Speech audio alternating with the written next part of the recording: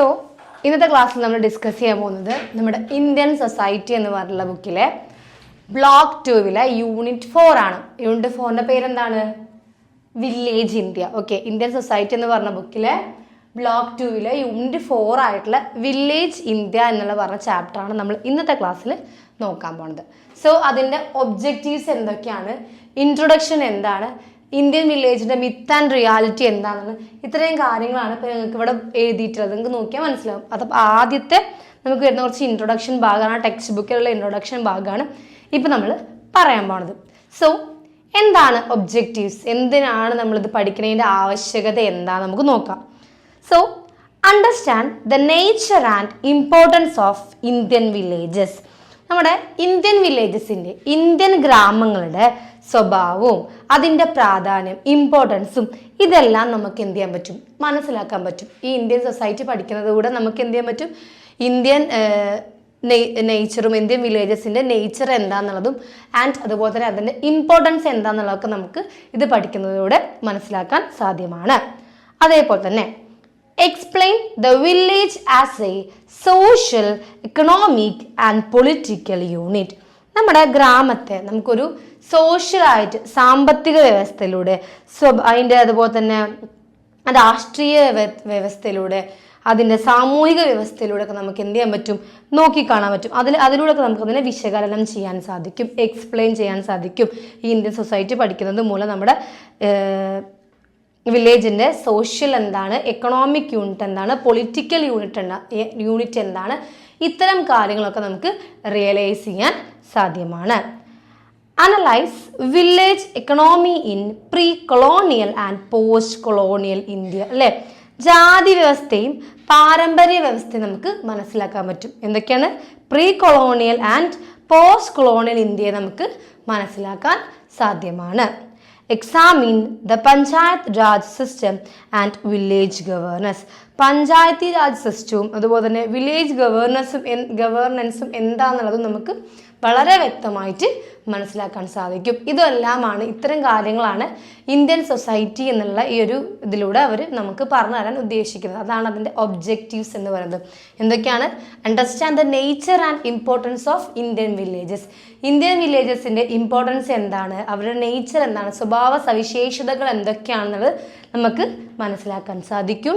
Explain the village as A social, economic and political unit. അല്ലേ, നമ്മുടെ വില്ലേജിൻ്റെ social എന്താണ്, എക്കണോമിക് എന്താണ്, പൊളിറ്റിക്കൽ യൂണിറ്റ് എന്താണ്, ഇത്തരം കാര്യങ്ങളൊക്കെ നമുക്ക് മനസ്സിലാക്കാൻ സാധിക്കും. Understand caste system and traditions in village society. അതുപോലെ കാസ്റ്റ് സിസ്റ്റം എന്താണെങ്കിൽ അതുപോലെ തന്നെ വില്ലേജ് സൊസൈറ്റിയിൽ ട്രഡീഷൻസ് എന്താ, ഇത്തരം കാര്യങ്ങളൊക്കെ നമുക്ക് ഇതിലൂടെ മനസ്സിലാക്കാൻ സാധിക്കും. Analyse village economy in pre colonial and post colonial India. Pre colonial and post colonial India എന്താണെന്നുള്ളത് നമുക്ക് അണ്ടർസ്റ്റാൻഡ് ചെയ്യാൻ സാധിക്കും. And examine the Panchayati Raj system and village governance. Panchayat Raj സിസ്റ്റവും അതുപോലെ തന്നെ വില്ലേജ് ഗവേണൻസും എന്താണെന്നുള്ള കാര്യം നമുക്ക് ഈ ഒരു ഇന്ത്യൻ സൊസൈറ്റിയിലെ ഈ വില്ലേജ് ഇന്ത്യ എന്ന് പറയുന്ന ഈ ഒരു ചാപ്റ്റർ പഠിക്കുന്നതോടുകൂടി നമുക്ക് ഒരു ധാരണ കിട്ടുമെന്നാണ് പറയുന്നത്. അതാണ് അതിൻ്റെ ഒബ്ജക്റ്റീവ്സ് എന്ന് ഉദ്ദേശിക്കുന്നത്. ആൻഡ് നമുക്കിനി ഇൻട്രൊഡക്ഷൻ എന്താണെന്ന് നോക്കാം. എന്താ ഇൻട്രൊഡക്ഷനിൽ പറയുന്നത്? India is predominantly a village based society. നമ്മുടെ ഇന്ത്യ ഒരു ഗ്രാമനിഷ്ഠിത സമൂഹമാണ്. എന്താണ്? ഒരു പ്രീഡൊമിനൻ്റ്ലി വില്ലേജ് ബേസ്ഡ് സൊസൈറ്റിയാണ്. ഒരു ഗ്രാമാധിഷ്ഠിത സമൂഹം എന്ന് നമുക്ക് പച്ച മലയാളത്തിൽ പറയാൻ പറ്റും. അപ്പം നമ്മുടെ ഇന്ത്യ എന്ന് പറയുന്നത് ഒരു പ്രോഡൊമിനൻ്റ്ലി ഒരു village based സൊസൈറ്റിയാണ്. Over 60% of Indians live in villages. നമ്മുടെ ജനസംഖ്യയിലെ ഒരു വലിയ ഭാഗം എവിടെ താമസിക്കുന്നത്? വില്ലേജുകളിലാണ് താമസിക്കുന്നത്. Villages depend mainly on agriculture and allied activities. അതുപോലെ തന്നെ ഈ വില്ലേജിൽ താമസിക്കുന്ന ആൾക്കാരുടെ ഏറ്റവും വലിയ ജീവിത മാർഗം എന്ന് പറയുന്നത് എന്ത് തന്നെയാണ്? കൃഷിയാണ്, അഗ്രികൾച്ചർ തന്നെയാണ്. അതേപോലെ തന്നെ despite urbanization, villages remain socially, culturally and politically important. നമ്മുടെ ഈ അർബനൈസേഷൻ ഉണ്ടായിട്ടും നഗരവൽക്കരണം ഉണ്ടായിട്ടും ഗ്രാമങ്ങൾ എന്താണ്, അതേപോലെ തന്നെ നിർണായകമായിട്ടാണ് നിൽക്കുന്നത് അല്ലേ. അർബനൈസേഷൻ ഉണ്ടായിട്ടും നമ്മുടെ എന്തൊക്കെ പ്രശ്നങ്ങൾ അർബനൈസേഷൻ വില്ലേജുകൾ നേരിടേണ്ടി വന്നിട്ടുണ്ടെങ്കിൽ പോലും അവരെന്താ സോഷ്യൽ ആയാലും കൾച്ചറലി ആയാലും പൊളിറ്റിക്കലി ആയാലും അതുപോലെ തന്നെയാണ് റിമെയിൻ ചെയ്തുകൊണ്ട് നിലനിന്ന് പോയിക്കൊണ്ടിരിക്കുന്നത്. Colonialism and modern institutions broad changes in village life. ഈ കോളനി വാഴ്ച അതുപോലെ തന്നെ ഗ്രാമജീവിതത്തിലുള്ള മാറ്റങ്ങൾ ഇത്തരം കാര്യങ്ങളൊക്കെ അവരുടെ ജീവിതത്തിലെ ലൈഫ് സ്റ്റൈലിൽ ഒരുപാട് ചേഞ്ചസ് കൊണ്ടുവന്നിട്ടുണ്ടായിരുന്നു. കൊളോണിയലിസം അതുപോലെ മോഡേൺ ഇൻസ്റ്റിറ്റ്യൂഷൻ കൊണ്ട് വന്നപ്പോൾ ഇവരുടെ ജീവിക്കുന്ന ഒരു ജീവിത ശൈലിയിൽ ഒരുപാട് മാറ്റങ്ങൾ ഒരുപാട് ചേഞ്ചസ് കൊണ്ടുവന്നിട്ടുണ്ടായിരുന്നു. Sociological studies in the 1950s 60s focused on village social structure. അതുപോലെ തന്നെ ഒരു 1915 to 16 കാലഘട്ടങ്ങളിൽ കൂടുതലും ഗ്രാമ പഠനങ്ങളാണ് ഉണ്ടായിരുന്നത്. ഇങ്ങനെ വില്ലേജ് ബേസ്ഡ് സ്റ്റഡീസ് ആണ് ഒരു 1915-16 കാലഘട്ടങ്ങളൊക്കെ ഉണ്ടായിട്ടുണ്ടായിരുന്നത്. സോ നമ്മൾ പറഞ്ഞു India is predominantly a village based society. നമുക്ക് പറയാം നമ്മുടെ ഇന്ത്യ എന്ന് പറയുന്നത് ഒരു വില്ലേജ് ബേസ്ഡ് സൊസൈറ്റിയാണ്. അതിന് എന്താ പറഞ്ഞ ഗ്രാമാധിഷ്ഠിത സമൂഹമാണ്. Over 60% of Indians leave in villages. അതുപോലെ തന്നെ നമ്മുടെ ഇന്ത്യയിൽ ഒരു 60% ആളുകൾ വില്ലേജുകളാണ് ഗ്രാമങ്ങളിലാണ് താമസിക്കുന്നത്. Villages depend mainly on agriculture and allied activities. ഈ വില്ലേജിൽ ജീവിക്കുന്ന ആളുകളുടെ ജീവിതമാർഗം എന്ന് പറയുന്നത് അഗ്രികൾച്ചർ ആൻഡ് അലൈഡ് ആക്ടിവിറ്റീസ് ആണ്. കൃഷിയുമായി ബന്ധപ്പെട്ടാണ് അവരുടെ ജീവിത ഉപാധി എന്ന് പറയുന്നത് തന്നെ അഗ്രികൾച്ചർ ആണ്. Despite urbanization, villages remain socially, culturally and politically important. അല്ലെ എന്താ നഗരവൽക്കരണം ഉണ്ടായിട്ടും അർബനൈസേഷൻ സംഭവിച്ചിട്ടും അവരെന്ത് ചെയ്യുന്നുണ്ട് അതേ രീതിക്ക് അവർ ആ ഒരു പൊളിറ്റിക്കലി ആയാലും സോഷ്യലി ആയാലും കൾച്ചറലി ആയാലും അവർ അതേപോലെ തന്നെയാണ് ഇപ്പോഴും റിമെയിൻ ചെയ്തുകൊണ്ട് ഇരിക്കുന്നത്. Colonialism and modern institutions broad changes in village life. അതുപോലെ തന്നെ കൊളോണിയലിസവും മോഡേൺ ഇൻസ്റ്റിറ്റ്യൂഷൻസ് ഒക്കെ വന്നപ്പോൾ വില്ലേജ് ലൈഫിൽ ഒരുപാട് ചേഞ്ചസ് വന്നിട്ടുണ്ടായിരുന്നു.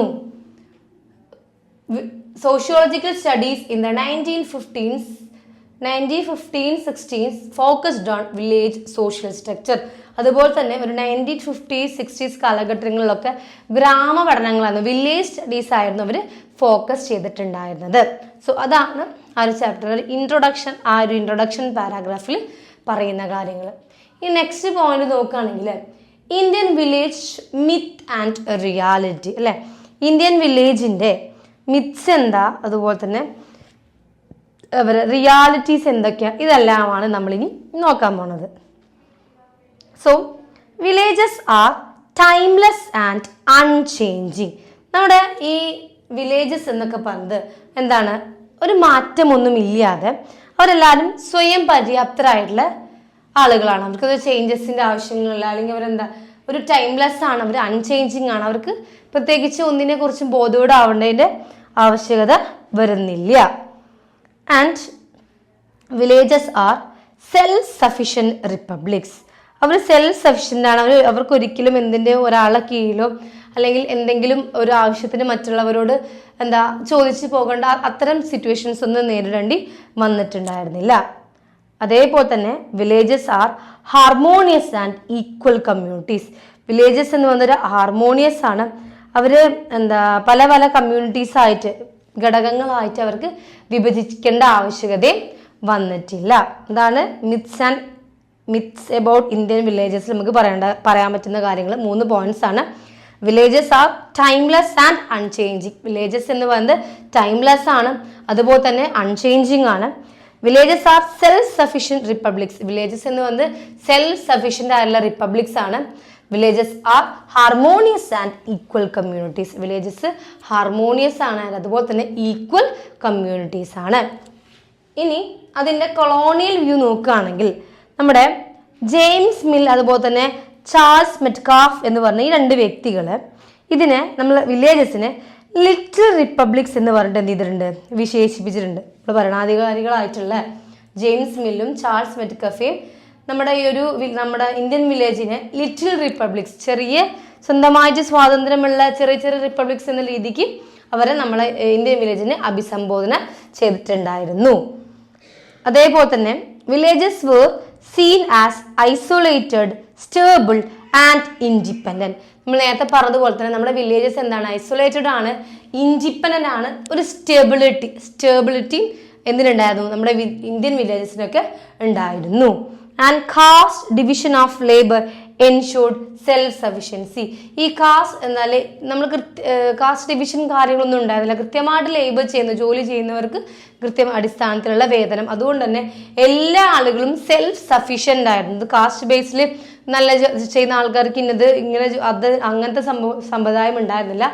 ജോലി ചെയ്യുന്നവർക്ക് കൃത്യമായ വേതനം കൊടുക്കും. അതുകൊണ്ട് തന്നെ അവരെല്ലാവരും സെൽഫ് സഫിഷ്യൻസി, ഒരു സെൽഫ് സഫിഷ്യൻറ്റും കൂടെ ആയിരുന്നു. ഇനി റിയാലിറ്റിയിൽ പറയുകയാണെങ്കിൽ നമ്മളെ വില്ലേജസിനെ മിത്സ് അബൌട്ട് ഇന്ത്യൻ വില്ലേജിനെ കുറിച്ചിട്ടാണ് ഈ പറഞ്ഞ കാര്യങ്ങൾ. ഇനി കൊളോണിയൽ വ്യൂ പ്രകാരമാണ് ഈ പറഞ്ഞ കാര്യങ്ങൾ. ഇനി റിയാലിറ്റിയിൽ എങ്ങനെയാണ്? Villages were never fully self sufficient. Villages ഒന്നും എന്തല്ല, ഫുള്ളി സെൽഫ് സഫിഷ്യൻ്റ് ആയിരുന്നില്ല. There were inequalities, caste oppression, conflicts. അവിടെ ഒരുപാട് തരത്തിലുള്ള ഇനിക്വാലിറ്റീസ് ഉണ്ടായിരുന്നു, കാസ്റ്റ് ഒപ്രഷൻസ് ഉണ്ടായിരുന്നു, ഒരുപാട് കോൺഫ്ലിക്ട്സുകൾ ഉണ്ടായിരുന്നു. Famines, land alienation and poverty exposed myth. അല്ലെ, ഒരുപാട് ദാരിദ്ര്യവും റിയാലിറ്റിയിൽ അവർ എന്ത് ചെയ്തിട്ടുണ്ടായിരുന്നു, അനുഭവിച്ചിട്ടുണ്ടായിരുന്നു. സോ നമ്മുടെ ഇന്ത്യൻ വില്ലേജിനെ കുറിച്ചുള്ള മിത്തുകളാണത്. മിത്ത് എന്ന് പറഞ്ഞാൽ തെറ്റിദ്ധാരണകൾ അല്ലെങ്കിൽ ആളുകൾ പറഞ്ഞു നടക്കുന്ന കാര്യങ്ങളാണ് ഇത്. മിത്സ് അബൌട്ട് ഇന്ത്യൻ വില്ലേജസ് എന്തൊക്കെയാ? Villages are timeless and unchanging. അല്ലെ, വില്ലേജസ് എപ്പോഴും മാറിക്കൊണ്ടിരിക്കുന്ന ഒരു സംഭവമാണ്. Villages are self sufficient republics. Villages ഒക്കെ സെൽഫ് സഫീഷ്യന്റ് ആണ്. ഇന്ത്യത്തെ വില്ലേജസ് ഒക്കെ സ്വയം പര്യാപ്തത നേടിയവരാണ്. Villages are harmonious and equal communities. അല്ലെ, ഈ വില്ലേജിൽ താമസിക്കുന്നവരൊക്കെ ഈക്വൽ ആണ്. അവർക്ക് അങ്ങനെ അത്രയും വലിയവൻ ചെറിയവൻ എന്നുള്ള തരത്തിലുള്ള പ്രശ്നങ്ങളൊന്നും ഉണ്ടായിരുന്നില്ല എന്നുള്ളത് ഒരു വെറും മിത്ത് മാത്രമാണ്. അതേപോലെ തന്നെ കൊളോണിയൽ വ്യൂല് ജെയിംസ് മില്ലും ചാൾസ് മിറ്റ്കഫും പറയുന്നുണ്ട്, ഈ നമ്മുടെ ഇന്ത്യൻ വില്ലേജസ് എന്ന് പറയുന്നത് ലിറ്റിൽ റിപ്പബ്ലിക് ആണ്. അല്ലെ, അവർ സ്വതന്ത്രമായവരാണ്. വില്ലേജസ് എന്താ, സ്വതന്ത്രമായിട്ട് ജീവിക്കുന്ന ആളുകളാണെന്ന് പറഞ്ഞിട്ടുണ്ട്. Villages were seen as isolated, stable and independent. വില്ലേജസിനെ സ്റ്റെബിലിറ്റി ഉള്ള, ഐസൊലേറ്റഡ് ആയിട്ടുള്ള, ഇൻഡിപെൻഡന്റ് ആയിട്ടാണ് ഇന്ത്യൻ വില്ലേജസിനൊക്കെ കണ്ടിട്ടുണ്ടായിരുന്നത്. Caste division of labour ensured self sufficiency. അല്ലെ, ജോലി ചെയ്യുന്നവർക്ക് വേതനം എന്നുള്ള അടിസ്ഥാനത്തിലായിരുന്നു. അതുകൊണ്ട് അവിടെ ഒരു എല്ലാവരും സെൽഫ് സഫിഷ്യന്റ് ആയിരുന്നു എന്നുള്ളതാണ് അവർ കണ്ടിട്ടുണ്ടായിരുന്നത്. മറ്റൊരു കൊളോണിയൽ വ്യൂ എന്ന് പറഞ്ഞത് ഇത് ശരിക്കുള്ളതല്ല. മിത്തുകളും ശരിക്കും ഇന്ത്യ എന്തായിരുന്നില്ല, സെൽഫ് സഫിഷ്യന്റ് ആയിരുന്നില്ല. പക്ഷെ ഇവിടെ എന്താ പറയണത്, മിത്ത് പ്രകാരവും കൊളോണിയൽ വ്യൂ പ്രകാരവും ഇന്ത്യ സെൽഫ് സഫിഷ്യന്റ് ആണ്. ഇന്ത്യയിലെ വില്ലേജ് സെൽഫ് സഫിഷ്യന്റ് ആയിരുന്നു, അവർക്കൊരു സ്റ്റെബിലിറ്റി ഉണ്ടായിരുന്നു എന്നാണ് പറയപ്പെടുന്നത്. ബട്ട് ഇൻ റിയാലിറ്റിയിൽ എന്തായിരുന്നു, villages were never fully self sufficient. റിയാലിറ്റിയിൽ വില്ലേജസ് ഒന്നും എന്തായിരുന്നില്ല, സെൽഫ് സഫിഷ്യന്റ് ആയിരുന്നില്ല. There were inequalities, caste oppression, conflicts. ഒരുപാട് ഇനിക്വാലിറ്റിയുടെ പ്രശ്നങ്ങൾ ഉണ്ടായിരുന്നു. ഒരുപാട് കാസ്റ്റുമായി ബന്ധപ്പെട്ട ഒപ്രഷൻ, അടിവഴക്കുകൾ ഉണ്ടായിരുന്നു, കോൺഫ്ലിക്ട്സുകൾ, പ്രശ്നങ്ങൾ നേരിട്ടുണ്ടായിരുന്നു. അതല്ലാതെ അത് ഒരിക്കലും എന്തല്ല, ഈ മിത്തിലോ ഈ കൊളോണിയൽ വ്യൂവിലോ പറഞ്ഞത് പ്രകാരം അവരൊരിക്കലും സ്റ്റേബിൾ ആയിരുന്നില്ല. And famines, land alienation and poverty exposed myth. അല്ലെ, ഇതിൽ പറഞ്ഞ പോലെ സ്റ്റെബിലിറ്റിയോ അവർക്ക് ജോലി ചെയ്യുന്ന ആൾക്കാർക്ക് വേതനമോ ഒന്നും ഉണ്ടായിരുന്നില്ല. നല്ല രീതിക്ക് പോവേർട്ടി, ദാരിദ്ര്യമൊക്കെ അനുഭവിച്ചിട്ടുണ്ടായിരുന്നു ഇന്ത്യൻ വില്ലേജസിലെ പീപ്പിൾസ്. സോ റിയാലിറ്റിയിൽ ഇന്ത്യൻ വില്ലേജസ് ഭയങ്കര സ്ട്രഗ്ലിംഗ് ആണ്. അവരൊട്ടും ഫുള്ളി സെൽഫ് സഫിഷ്യൻറ്റോ ഫുള്ളി സാറ്റിസ്ഫൈഡോ ആയിരുന്നില്ല. പക്ഷേ മിത്ത് പ്രകാരവും കൊളോണിയൽ വ്യൂ പ്രകാരം ദേ ആർ സ്റ്റേബിൾ. അവർ സ്റ്റേബിൾ ആയിരുന്നു, അവർക്കൊരു സ്റ്റെബിലിറ്റി ഉണ്ടായിരുന്നു, അവർ അൺചേഞ്ചിങ് ആണ്, ടൈംലെസ് ആയിരുന്നു. ആൻഡ് അവരൊരു ലിറ്റിൽ റിപ്പബ്ലിക് എന്ന് പറഞ്ഞിട്ടാണ് വിശേഷിപ്പിച്ചിട്ടുണ്ടായിരുന്നത്. സോ ഇനി നമ്മൾ പറയാൻ പോണത് നമ്മുടെ ഗാന്ധി അതേപോലെ തന്നെ നെഹ്റു നമ്മുടെ ഇന്ത്യൻ വില്ലേജ് വിസിറ്റ് ചെയ്യും. അതിനുശേഷം അവർക്ക് രണ്ടുപേർക്കും നമ്മുടെ ഇന്ത്യൻ വില്ലേജിനെ കുറിച്ച് തോന്നിയ കാര്യങ്ങളുമാണ് നമ്മൾ ഇനി പറയാൻ പോണത്. രണ്ടുപേർക്കും എന്താ വെച്ചാൽ രണ്ട് ഡിഫറെൻ്റ് ആയിട്ടുള്ള കാറ്റഗറീസാണ് രണ്ടുപേരും ഇന്ത്യൻ വില്ലേജിനെ കണ്ടിട്ടുണ്ടായിരുന്നത്. രണ്ടുപേരുടെ വ്യൂവിലും ഇന്ത്യൻ വില്ലേജ് ഡിഫറെൻ്റ് ആയിരുന്നു. സോ മഹാത്മാഗാന്ധിയുടെ വ്യൂവിൽ എന്താ പറഞ്ഞേ, villages represent true Indian culture. നമ്മുടെ ഇന്ത്യൻ വില്ലേജസ് ട്രൂ ഇന്ത്യൻ കൾച്ചറിനെയാണ് റെപ്രസെൻറ്റ് ചെയ്യുന്നത് എന്നുള്ളതായിരുന്നു ഗാന്ധിൻ്റെ point of view. Simplicity, truth, non violence possible only in villages. അതുപോലെ തന്നെ നമ്മുടെ വില്ലേജുകളിൽ മാത്രമാണ് സിംപ്ലിസിറ്റിയും ട്രൂത്ത്, സത്യസന്ധതയും, നോൺ വയലൻസ്, അഹിംസയും, ഇതെല്ലാം പോസിബിൾ ആയിട്ടുള്ളത് ഇത്തരത്തിലുള്ള വില്ലേജുകളിൽ മാത്രമാണ് എന്നുള്ളതും അദ്ദേഹം കൂട്ടിച്ചേർത്തിട്ടുണ്ടായിരുന്നു. സപ്പോർട്ടഡ് ഗ്രാം സ്വരാജ്. ഗ്രാം സ്വരാജ് എന്ന് പറഞ്ഞാൽ വില്ലേജിലെ ആളുകൾ തന്നെ സെൽഫ് റൂൾ ചെയ്യുക, അവർ തന്നെ ഒരാളെ തിരഞ്ഞെടുക്കുക, അവരുടെ ലീഡറെ തിരഞ്ഞെടുക്കുക, അവർ റൂൾ ചെയ്യുന്ന അത്തരം സിസ്റ്റമാണ് ഈ ഗ്രാം സ്വരാജ് എന്ന് പറഞ്ഞ സിസ്റ്റം. സോ ഈ ഗ്രാം സ്വരാജ് സിസ്റ്റത്തിനെയൊക്കെ നമ്മുടെ മഹാത്മാഗാന്ധി നല്ല രീതിക്ക് സപ്പോർട്ട് ചെയ്തിട്ടുണ്ടായിരുന്നു. ഗാന്ധിജി ഇന്ത്യൻ വില്ലേജുകളെ നല്ല രീതിക്ക് മുന്നോക്കം കൊടുക്കുന്ന രീതിക്ക് അല്ലെങ്കിൽ അവർക്ക് നല്ല സപ്പോർട്ട് കൊടുക്കുന്ന രീതിക്കാണ് പറഞ്ഞിട്ടുണ്ടായതെന്നുണ്ടെങ്കിൽ നമ്മുടെ നെഹ്റു നേരെ ഓപ്പോസിറ്റ് ആയിരുന്നു. അവരെ പിന്നോക്കം കാണുന്ന രീതിക്ക്, അവരുടെ നെഗറ്റീവ്സ് കണ്ടിട്ട് അവരെ പിന്നോക്കം കാണുന്ന രീതിക്കായിരുന്നു നെഹ്റുവിന്റെ വ്യൂ പോയിന്റ്സ്. എങ്ങനെയാണ് നെഹ്റു എന്തായിരുന്നു, ജവഹർലാൽ നെഹ്റു എങ്ങനെയാണ് കണ്ടിട്ടുണ്ടായിരുന്നത്? ക്രിട്ടിക്കൽ ഓഫ് വില്ലേജസിലെ ചെറിയ ചെറിയ കാര്യങ്ങളെ ക്രിട്ടിസൈസ് ചെയ്തിട്ടായിരുന്നു നെഹ്റു കണ്ടിട്ടുണ്ടായിരുന്നത്. Considered villages backward and conservative. വില്ലേജസിനൊക്കെ ബാക്ക്വേർഡ് പിന്നോക്കം നിൽക്കുന്നവരായിട്ടും കൺസർവേറ്റീവ്സ് ഇനിയും ഒരുപാട് കാര്യങ്ങളോട്ട് എത്തിപ്പെടാനുള്ളവരുമായിട്ടായിരുന്നു നമ്മുടെ നെഹ്റുവിന്റെ view point. Favoured industrialisation and modernisation. അതുപോലെ തന്നെ അദ്ദേഹം വില്ലേജുകളിൽ പോയിട്ട് ഇൻഡസ്ട്രിയലൈസേഷനെയും മോഡേണൈസേഷനെയും വളരെ നല്ല രീതിക്ക് ഫേവർ ചെയ്തിട്ടുണ്ട്. അവർക്ക് അത്തരത്തിലുള്ള രീതിക്ക് സപ്പോർട്ട് കൊടുക്കുന്ന രീതിക്കായിരുന്നു നമ്മുടെ നെഹ്റുവിന്റെ ഇന്ത്യയിൽ വിസിറ്റ് ചെയ്തതിന് ശേഷം ഉണ്ടായിരുന്ന ഇമ്പാക്റ്റ് എന്ന് പറയുന്നത്. രണ്ടുപേരും രണ്ട് വ്യത്യസ്ത കാഴ്ചപ്പാടിലാണ് നമ്മുടെ ഇന്ത്യൻ വില്ലേജിനെ കണ്ടിട്ടുണ്ടായിരുന്നത് എന്നുള്ളതാണ് നമുക്കിത് മനസ്സിലാവുന്നത്. ഗാന്ധിയുടെ വ്യൂ പോയിന്റിൽ എന്താ, villages represent true Indian cultures അല്ലെ, വില്ലേജസ് റെപ്രസെന്റ് ചെയ്യുന്നത് ഒരു കൃത്യമായിട്ടൊരു ട്രൂ ഇന്ത്യൻ കൾച്ചർ ആണെന്നുള്ളതാണ് ഗാന്ധി പറയുന്നത്. ആൻഡ് അതുപോലെ തന്നെ ഇത്തരം ചെറിയ ചെറിയ വില്ലേജുകളിൽ മാത്രമാണ് ഇത്തരത്തിലുള്ള സിംപ്ലിസിറ്റി, ട്രൂത്ത്, നോൺ വയലൻസ്, അഹിംസ ഇത്തരം കാര്യങ്ങളൊക്കെ പോസിബിൾ ആവുള്ളൂ എന്നുള്ളതും അദ്ദേഹം പറയുന്നുണ്ട്. സപ്പോർട്ടഡ് ഗ്രാം സ്വരാജ്. ഗ്രാം സ്വരാജ് എന്ന് പറഞ്ഞാൽ വില്ലേജിലത്തെ ആളുകൾ തന്നെ സ്വയം ഒരു നേതാവിനെ തിരഞ്ഞെടുക്കുകയും പിന്നീട് അവര് അത് ഭരിക്കുന്ന ഒരു സംഭവമാണ് എന്ത്, ഗ്രാമ സ്വരാജ് എന്ന് പറയുന്നത്. അതിനെ നമ്മുടെ ഗാന്ധി നല്ല രീതിക്ക് സപ്പോർട്ട് ചെയ്തിട്ടുണ്ടായിരുന്നു എന്നുള്ളതാണ് പറയുന്നത്. എന്നാൽ ജവഹർലാൽ നെഹ്റു നേരെ ഓപ്പോസിറ്റ് ആയിരുന്നു. രണ്ടുപേരും രണ്ട് തരത്തിലാണ് എന്താ സപ്പോർട്ട് ചെയ്തിട്ടുണ്ടായിരുന്നത്. ജവഹർലാൽ നെഹ്റു എന്താ പറഞ്ഞത്, ക്രിട്ടിക്കൽ ഓഫ് വില്ലേജസുകളെ ക്രിട്ടിസൈസ് ചെയ്തിട്ട് അവരെ ചെറിയ ചെറിയ പോരായ്മകളാണ് അദ്ദേഹം എടുത്തു പറഞ്ഞിട്ടുണ്ടായിരുന്നത്. Considered villages backward and conservative. വില്ലേജുകളൊക്കെ ബാക്ക്വേർഡ് ആയിട്ടും അതുപോലെ തന്നെ ഇനിയും ഒരുപാട് മുന്നോക്കം എത്തിപ്പെടേണ്ടവരാണെന്ന രീതിക്കാണ് നെഹ്റുവിന്റെ view point. And also favoured industrialisation and modernisation. ഇൻഡസ്ട്രിയലൈസേഷനെയും മോഡേണൈസേഷനെയും വളരെ നല്ല രീതിക്ക് ഫേവേർഡ് ചെയ്തുകൊണ്ടാണ് ജവഹർലാൽ നെഹ്റു സംസാരിച്ചിട്ടുണ്ടായത്. സോ നമ്മുടെ ഇന്ത്യൻ വില്ലേജ് വിസിറ്റ് ചെയ്തതിനു ശേഷം ഗാന്ധിക്കും നെഹ്റുവിനും ഉണ്ടായ വ്യൂ പോയിന്റ്സ് ആണ് ഇപ്പൊ നമ്മൾ പറഞ്ഞത്. നെക്സ്റ്റ് നമ്മുടെ village as A social unit അല്ലെ, സാമൂഹിക പ്രതിബന്ധങ്ങളിൽ സാമൂഹികവുമായി ബന്ധപ്പെട്ട് വില്ലേജ് എങ്ങനെ പെരുമാറുന്നു, വില്ലേജ് എങ്ങനെയാണ് എന്നുള്ളതാണ് നമ്മൾ നെക്സ്റ്റ് പറയാൻ പോകുന്നത്. Village is A close knit social community. നമ്മുടെ വില്ലേജ് എന്ന് പറയുന്നത് ഒരു വില്ലേജ് എന്താണ്, ഒരു സാമൂഹിക ഘടകമാണ്, ഒരു ക്ലോസ് സോഷ്യൽ കമ്മ്യൂണിറ്റിയാണ് നമ്മുടെ വില്ലേജുകൾ എന്ന് പറയുന്നത്. ഇനി ഈ സോഷ്യൽ ലൈഫിൽ എന്തൊക്കെയാണ് അടങ്ങിയിട്ടുള്ളത്? Social life organised around family അല്ലെ, സോഷ്യൽ ലൈഫിന്റെ ഭാഗമാണ് ഫാമിലി, കിൻഷിപ്പ് ബന്ധങ്ങൾ, കാസ്റ്റ് നമ്മുടെ മതങ്ങൾ, ആൻഡ് കാസ്റ്റ് നമ്മുടെ ജാതി, ആൻഡ് റിലീജിയൻ നമ്മുടെ മതങ്ങൾ. ഇതെല്ലാം എന്തിന്റെ ഭാഗമായിരുന്നു? ഈ വില്ലേജ് സോഷ്യൽ കമ്മ്യൂണിറ്റിന്റെ സാമൂഹികവുമായി ബന്ധപ്പെട്ട കാര്യങ്ങളാണ് ഈ പറഞ്ഞ കാര്യങ്ങളൊക്കെ. എന്തൊക്കെ? നമ്മുടെ ഫാമിലി, നമ്മുടെ കിൻഷിപ്പ്, നമ്മുടെ കാസ്റ്റ്, നമ്മുടെ റിലീജിയൻ, ഇതെല്ലാം സോഷ്യൽ ലൈഫുമായി ബന്ധപ്പെട്ട് കിടക്കുന്ന കാര്യങ്ങളാണ്. And strong sense of belonging, നമ്മുടെ കൂടെ ഉള്ള ആളുകളെ ഒറ്റക്കെട്ടായിട്ട് കൊണ്ട് നടക്കണം എന്നുള്ള ഒറ്റക്കെട്ടാണ് എന്ന് തോന്നിപ്പിക്കുന്ന ആ ഒരു പോയിന്റും എവിടെ തന്നെയാണ് വരിക? നമ്മുടെ വില്ലേജിന്റെ സോഷ്യൽ യൂണിറ്റ്, ഒത്തൊരുമ, ഒറ്റക്കെട്ട് എന്നുള്ള രീതിക്ക് അവിടെയാണ് അതിനതും കാണേണ്ടത്. അതുപോലെ തന്നെ social control through customs and traditions. അതുപോലെ എല്ലാവരും ഒരുമിച്ച് ആഘോഷിക്കുന്നതാണ് അല്ലെങ്കിൽ ആചരിക്കുന്നതാണ് ഒരുപാട് ട്രഡീഷൻസ്, ഒരുപാട് ആചാരങ്ങളൊക്കെ. ആ സമയത്തും എല്ലാവരും ഒറ്റക്കെട്ടാണ്, അതൊരു സോഷ്യൽ യൂണിറ്റ് ആണ് എന്നുള്ളത് വീണ്ടും എന്ത് ചെയ്യുന്നുണ്ട്, നമുക്ക് പറഞ്ഞു തരുന്നുണ്ട്. സോ എവിടെയൊക്കെയാണ് ഒരു വില്ലേജ് സോഷ്യൽ യൂണിറ്റ് ആവുന്നത് എന്ന് വെച്ചാൽ സോഷ്യൽ യൂണിറ്റ് എവിടെയൊക്കെയാണ്? ഫാമിലിയിൽ അല്ലെ, ക്ലോസ് നിറ്റ് സോഷ്യൽ കമ്മ്യൂണിറ്റി ആണ് ഫാമിലി, കിൻഷിപ്പ്, കാസ്റ്റ്, റിലീജിയൻ. ഇവിടെ എല്ലാ ഘട്ടങ്ങളും അവരെങ്ങനെയായിരിക്കും? ഒറ്റക്കെട്ടായിരിക്കും. അതുപോലെ തന്നെ സ്ട്രോങ് സെൻസ് ഓഫ് ബിലോങ്ങിങ്, എന്തെങ്കിലും പ്രശ്നം വരുമ്പോൾ കൂടുതലുള്ള ആളെ പിടിച്ച് കയറ്റാനുള്ള ഒരു സെൻസ് ഓഫ് എൻ്റെ കൂടെ ഉള്ളവരാണെന്ന് തോന്നലും, അതുപോലെ തന്നെ പല കസ്റ്റംസോ ട്രഡീഷൻസോ വരുമ്പോഴും എല്ലാവരും എങ്ങനെയായിരിക്കും, ഒരു ഫാമിലി പോലെ ഒരൊറ്റക്കെട്ടായിട്ട് ഒരു ക്ലോസ് നിറ്റ് സോഷ്യൽ കമ്മ്യൂണിറ്റി ആയിട്ടാണ് എപ്പോഴും നമ്മുടെ സോഷ്യൽ ലൈഫ് അല്ലെങ്കിൽ വില്ലേജുകൾ ആക്ട് ചെയ്യാറ്. They are a close knit social community. സൊസൈറ്റിയുമായി ബന്ധപ്പെട്ട് കിടക്കുന്ന ഒരു ക്ലോസ് നിറ്റ് സോഷ്യൽ കമ്മ്യൂണിറ്റിയാണ് നമ്മുടെ വില്ലേജുകൾ.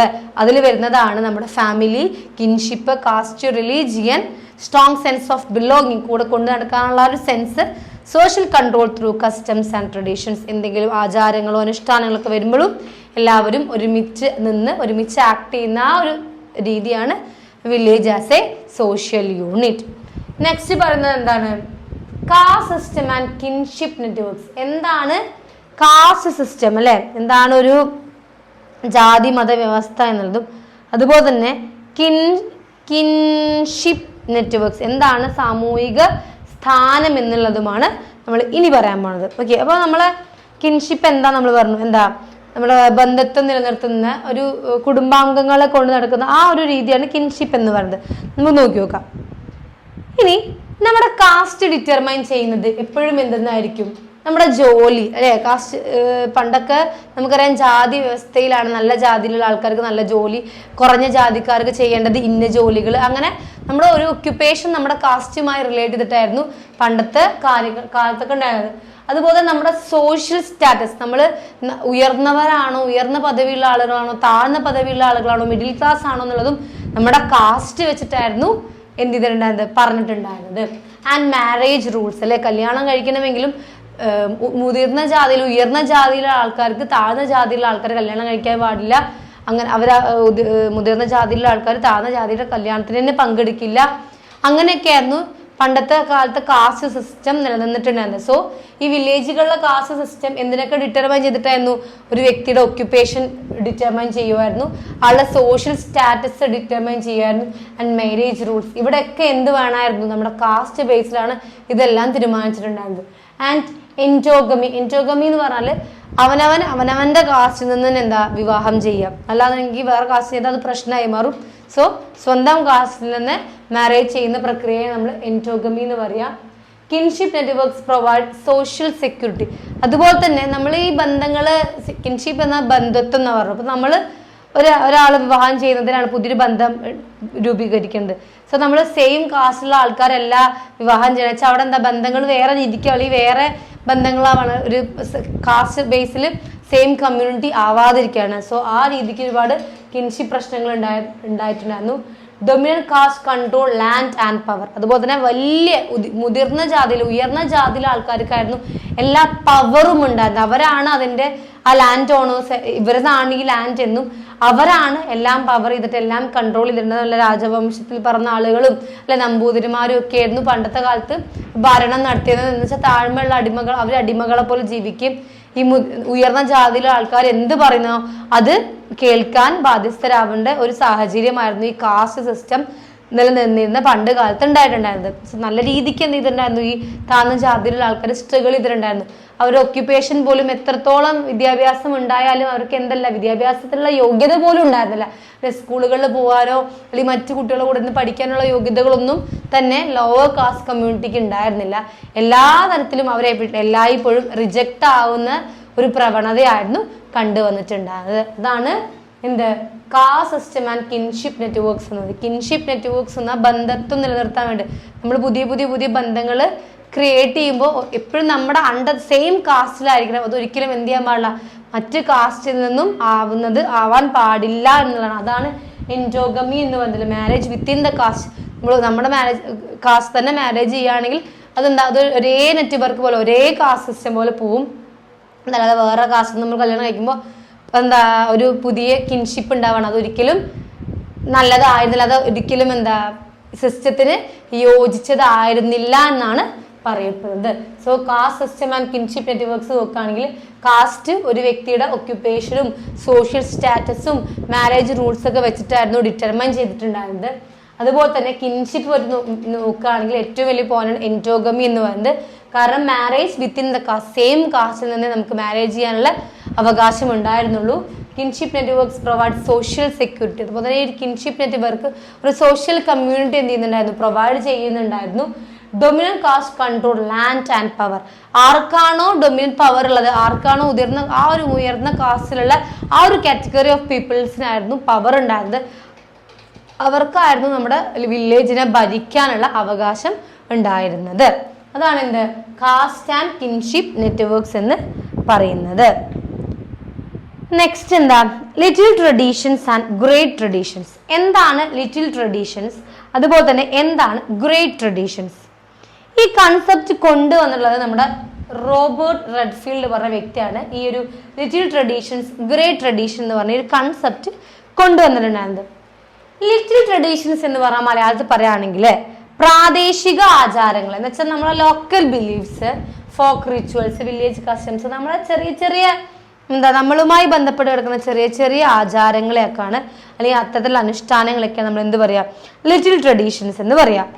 ഇനി ഗ്രേറ്റ് ട്രഡീഷൻസ് എന്ന് പറഞ്ഞാൽ classical text, Sanskrit, Hindu traditions, ശാസ്ത്രീയ മതപാരമ്പര്യങ്ങളാണ് അല്ലെങ്കിൽ മതപരമ്പരകളൊക്കെയാണ് നമ്മൾ ഗ്രേറ്റ് ട്രഡീഷൻസ് എന്ന് പറയാം.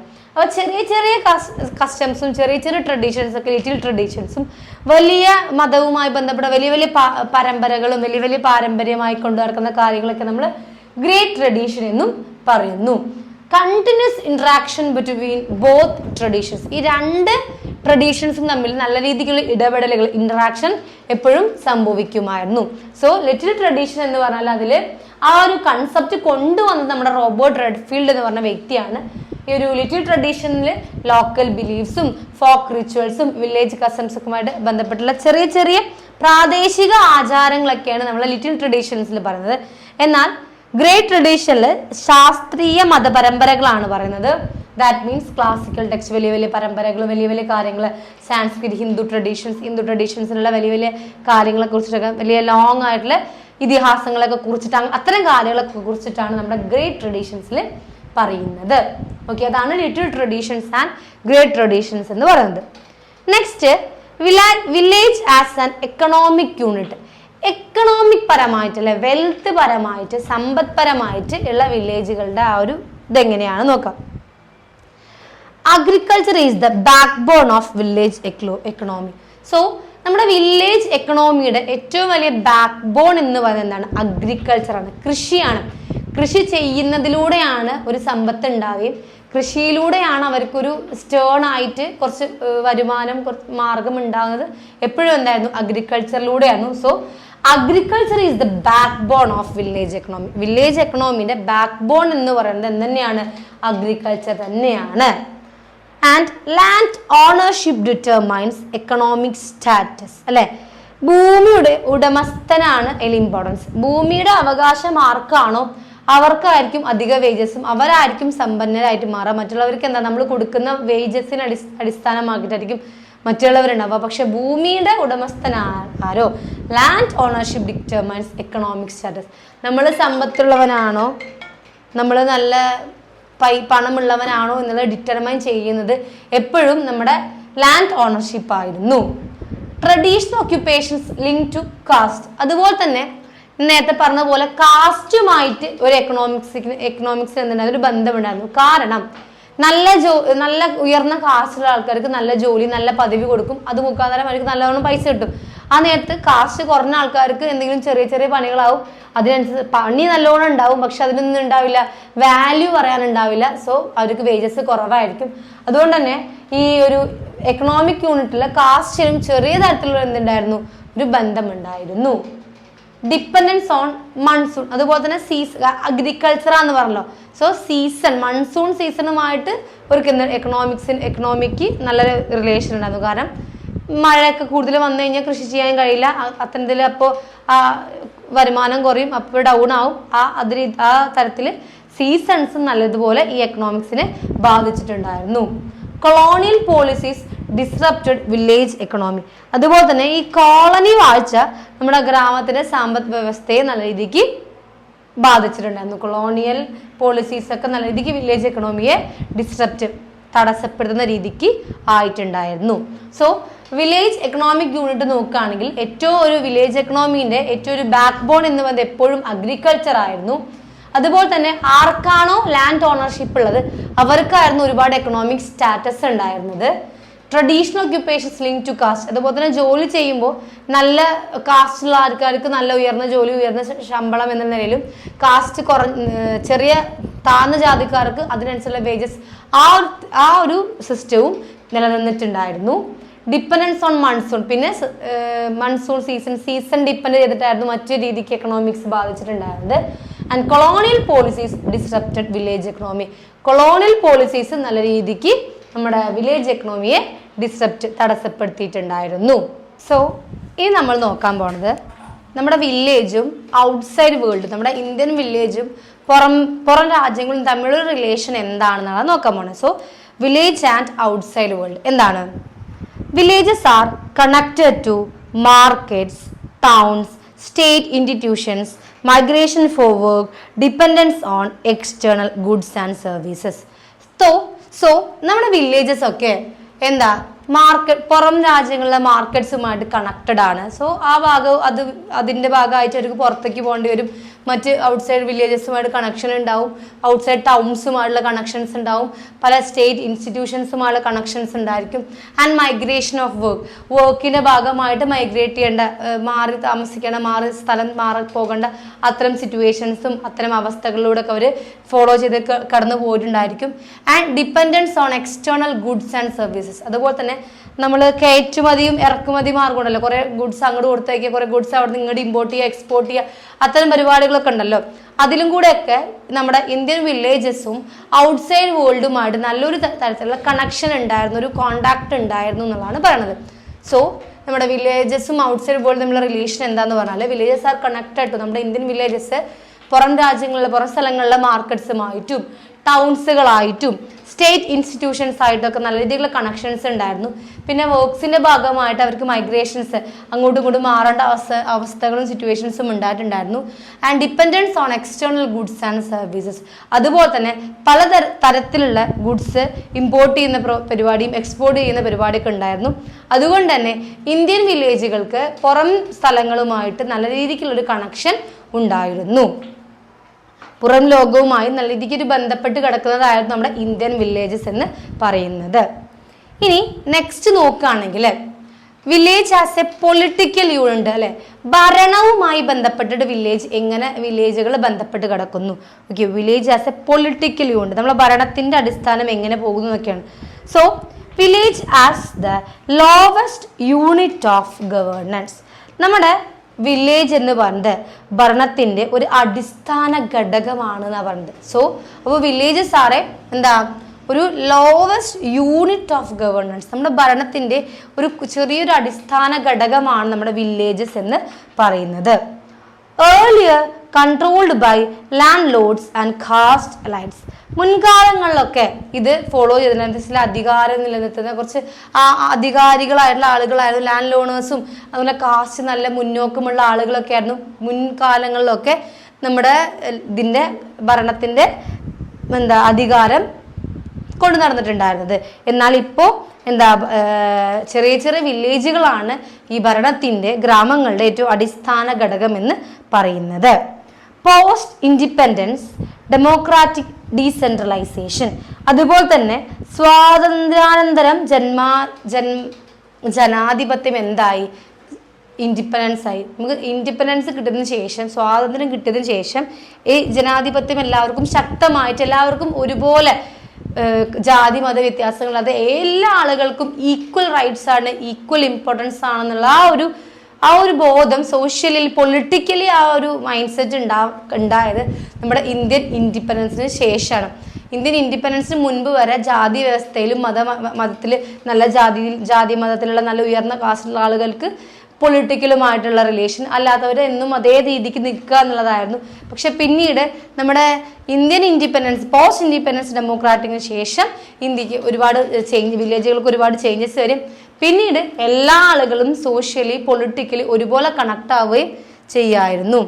ആൻഡ് സ്റ്റേറ്റ് ഇന്റർവെൻഷൻ ഇൻക്രീസ്, അതുപോലെ തന്നെ അതോടുകൂടിയിട്ട് എല്ലാ ആളുകളും സ്വതന്ത്രമായി മുന്നോട്ട് വരാനും എല്ലാവർക്കും അവരുടേതായ ഒപ്പീനിയൻസ് ഷെയർ ചെയ്യാനുള്ള ഒരു കറേജ് ഉണ്ടാവുകയും അതിനുശേഷം ഉണ്ടായിട്ടുണ്ടായിരുന്നു. അതുവരെ എപ്പോഴും താഴ്ത്തിക്കെട്ടി ഒന്നിനും കഴിയില്ല എന്ന രീതിക്ക് ഒന്ന് മാറി നിന്ന് എല്ലാം കണ്ടുകൊണ്ടിരുന്ന ആൾക്കാർ പിന്നീട് പോസ്റ്റ് ഇൻഡിപെൻഡൻസ് ശേഷം അവർ സ്വന്തമായി കറേജ് ഉണ്ടാക്കിയും അവർക്ക് വേണ്ടി സംസാരിക്കുകയും അവരുടെ ഒപ്പീനിയൻസ് ഷെയർ ചെയ്യാനും തുടങ്ങിയിട്ടുണ്ടായിരുന്നു.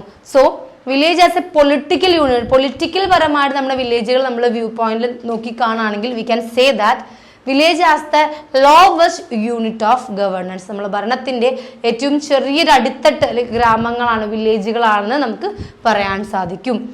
Earlier control by landlords and caste lines.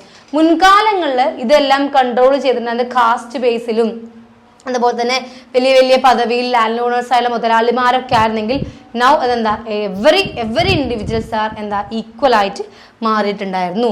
Post independence democratic decentralisation, ഇതിനെല്ലാം ഒരു തുടക്കം എന്ന് പറയുന്നത് നമ്മുടെ പോസ്റ്റ് ഇൻഡിപെൻഡൻസിന് ശേഷമായിരുന്നു. എല്ലാ ആളുകൾക്കും ഈക്വൽ ആയിട്ടുള്ള ഇമ്പോർട്ടൻസ് ഉണ്ടെന്നുള്ളതും എല്ലാവരും ഈക്വൽ ആയുള്ള തിരിച്ചറിവ് ഉണ്ടാവുകയും എല്ലാവരും അതിനനുസരിച്ച് ചിന്തിച്ച് പെരുമാറാൻ തുടങ്ങിയിട്ടുമുണ്ടായിരുന്നത്.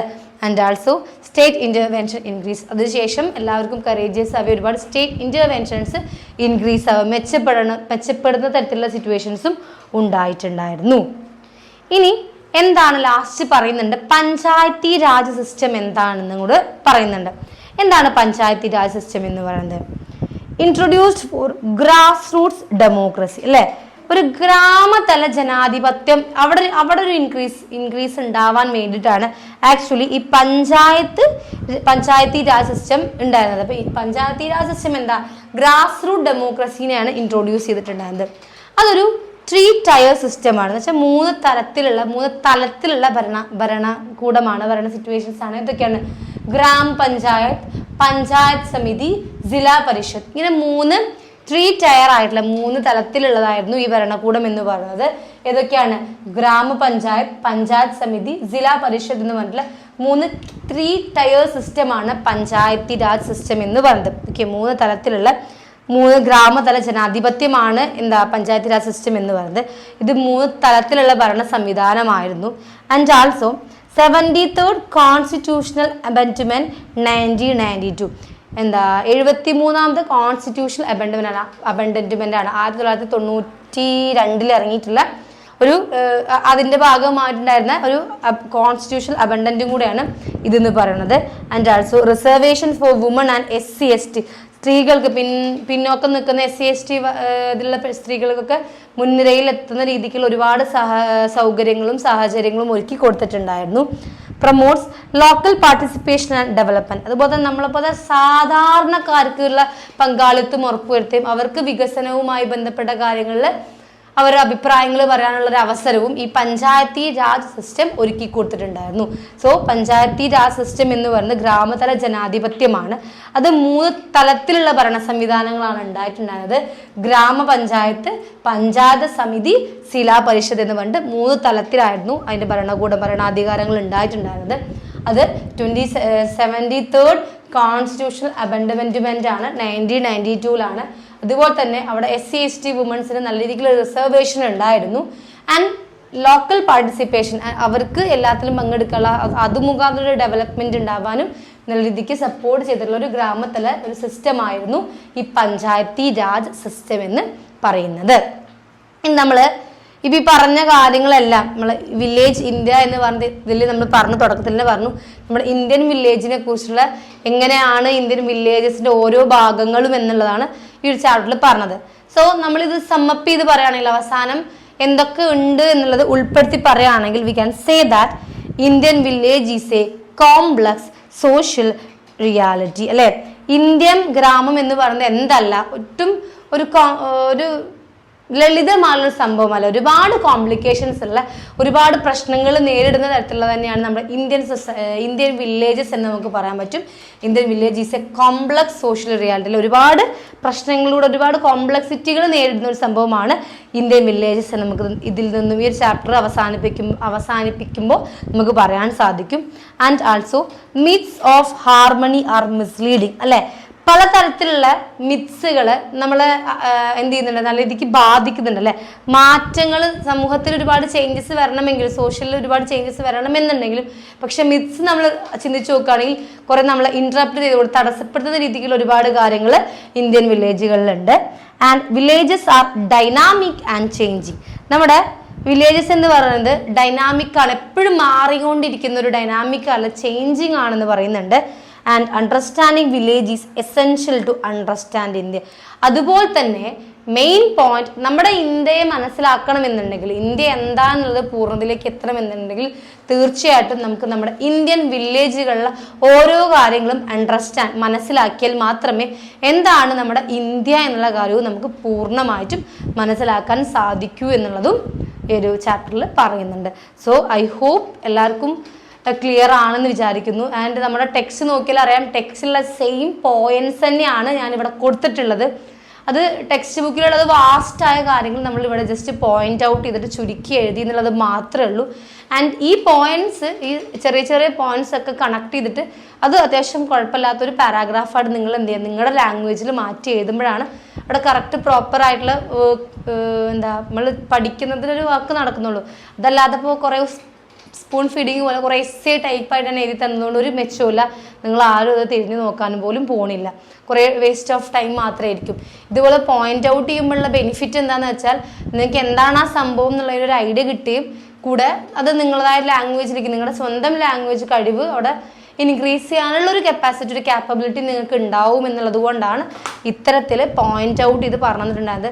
ഐ ഹോപ്പ് നിങ്ങൾക്ക് ഈ ക്ലാസ് ഓക്കെ ആണ്, അണ്ടർസ്റ്റാൻഡബിൾ ആണ് എന്നുള്ളത് വിശ്വസിക്കുന്നു. ആൻഡ് ഈ നോട്ടുകളൊക്കെ എഴുതിയെടുക്കുക, അത് ബേസ് ചെയ്തിട്ട് പഠിക്കുക. അത് ചാപ്റ്ററിനെ നമ്മൾ ചുരുക്കി പറയുമ്പോൾ നമുക്ക് പെട്ടെന്ന് കഴിഞ്ഞ പോലെ തോന്നിയിട്ടുണ്ടാകും, കാരണം അത് ഇത്രയും കണ്ടന്റുകളെ ആക്ച്വലി ആ ഒരു ചാപ്റ്ററിൽ പറയുന്നുള്ളൂ. അപ്പോൾ നമ്മൾ അതിലുള്ള പറഞ്ഞ എല്ലാ കണ്ടന്റും നമ്മൾ നോക്കിയിട്ടുണ്ട്, അതെല്ലാം ഞാൻ പറഞ്ഞിട്ടുണ്ട്. ആൻഡ് ഈവൻ ഇമ്പോർട്ടൻസ് ആയതൊക്കെ നമ്മൾ പോയിന്റ് ഔട്ട് ചെയ്ത് എഴുതിയിട്ടുണ്ട്. സോ ക്ലാസ് ഓക്കെ ആണെന്ന് വിചാരിക്കുന്നു. സോ ഇന്നത്തെ ക്ലാസ് നമുക്കിവിടെ വൈൻഡ് അപ്പ് ചെയ്യാം. Thank you.